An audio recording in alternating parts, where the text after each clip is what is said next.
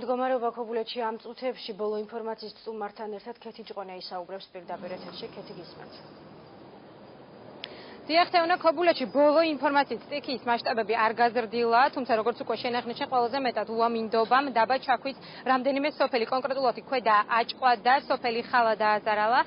როგორც ჩვენთვის არის ცნობილი, ძირითადად დაიმეწყა საცხოვრებელი სახლის ეზოები, განადგურებულია ნათესები და ასევე დაზიანებულია შიდა სასოფლო გზები. უფრო დეტალურად ქობულეთში არსებულ მდგომარეობაზე ბოლო ინფორმაციით ქობულეთის საკრებულოს თავმჯდომარე სულხან ოქროპირეძე ისაუბრებს. ბატონო სულხან, როგორც ჩვენთვის არის ცნობილი, ყველაზე მეტად დაბა ჩაქვი დაზიანდა, დაზარალა. ეხლა რა მდგომარეობა აღნიშნულ სოფლებში? უხმანალექმა ყველაზე მეტი ზიანი ქობულეთის რაიონიდან მიაკუთვნა, ასე ვთქვათ, ჩაქვს. ამ შემთხვევაში ყველაზე, ასე ვთქვათ, რთული მდგომარეობა შეიქმნა სოფელ ხალაში, სადაც დავითაძეებისა და ქარცევაძეების საცხოვრებელი სახლთან ჩამოწვა მეწყერი.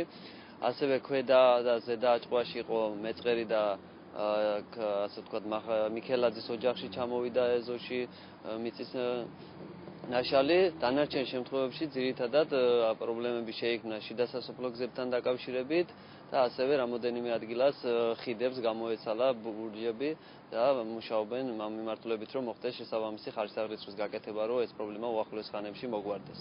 უამინდობის გამო სპეციალისტები ვერ ხერხებდნენ გაწმენდის სამუშაოების დაწყებას, როდისთვის იგეგმება აღნიშნული სამუშაოები? ამ ეტაპისთვის ის მიმართულებები, რომლებიც იყო ძირითადად პრობლემატური საგზაო დეპარტამენტის დახმარებით არის მოგვარებული და ჩემი ინფორმაციით უკვე აღდგენილია მიმოსვლა ამ კონკრეტულ მონაკვეთებზე. ესეთი მონაკვეთები იყო ზედასამებაში, სოფელ ჭახატში. ეხლა პრობლემა შეიქმნა გუშინ დამატებით ზედა და ქვედა აჭყვას შორის დამაკავშირებელ გზაზე და სადაც მიმდინარეობს ასევე აღდგენითი სამუშაოები. რაც შეეხება ქობულეთს, კონკრეტულად რომელი სოფლები დაზიანდა და რა ტიპის ზარალია?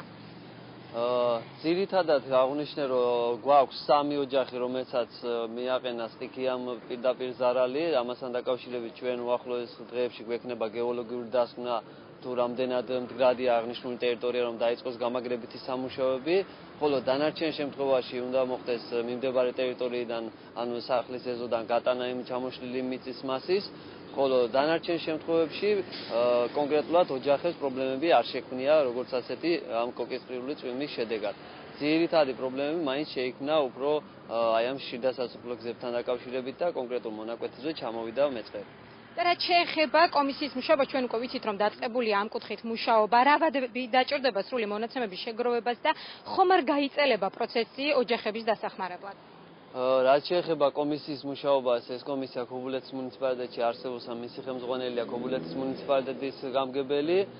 რაც შეეხება კონკრეტულ ვადებს, იქიდან გამომდინარე, რომ მასშტაბები ქობულეთის რაიონში არ არის დიდი და ფიქრობ, რომ ამას არ დაჭირდება დიდი პერიოდი შესწავლისათვის. უახლოეს ხანებში ჩვენ გვექნება კონკრეტულად ყველა ის მონაცემი, რაც ჭირდება ამ პრობლემის მოგვარებას და შემდგომ ფიქრობთ, რომ აღნიშნული მონაცემები გამოიგზავნება აჭარის მთავრობაში, რამე თუ ქობულეთის მუნიციპალიტეტში სარეზერვო ფონდში ფაქტურად არ არის შესაბამისი თანხები. ძალიან დიდი მადლობა. მე შეგახსენებთ პირდაპირ ეთერში ჩვენ შეკითხვებს ქობულეთის საკრებულოს თავმჯდომარე სულხან ოქროპირიძე პასუხობდა და ბოლოს ინფორმაცია, რომელიც ამ წუთებში ჩაქვის მოსახლეობამ მოგვაწოდა, მოსახლეობის ინფორმაციით ეგრეთ წოდებული ციტრუსის მეურნეობის დასახლებაში უამინდობის შედეგად დაზიანებულია საფლავები და ისინი დახმარებას ხელისუფლებას თხოვენ. გარდა ამისა, მათივე ინფორმაციით განადგურებულია სასოფლო სამეურნეო ნაკვეთებიც. ქობულეთში არსებული სტიქიის შედეგებზე ჩვენ მომდევნო გამოშვებაში დაგიბრუნდებით.